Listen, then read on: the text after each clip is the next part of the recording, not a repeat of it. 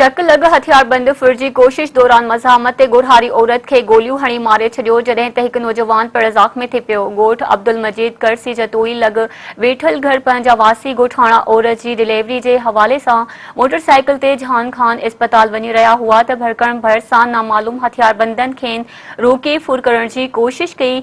ॻोठाणनि पारां फौरन सां मज़ामत कई वई त फौरन सिधियूं गोलियूं हणी गुरहारी औरत मसमात तोता ज़ाल जमालुद्दीन भरड़ जतोई खे मौके ते क़तल करे छॾियो।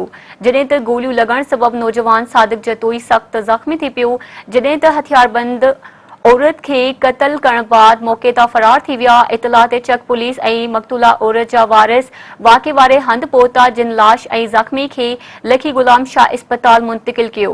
ॿिए तरफ़ डॉक्टराणी पारां औरत जे पेट में ॿार जे फ़ौत थियण जी बि तस्दीक़ कई वई, जंहिं खां पोइ औरत जो मड़ पोस्टमार्टम बाद वारसनि हवाले कयो वियो।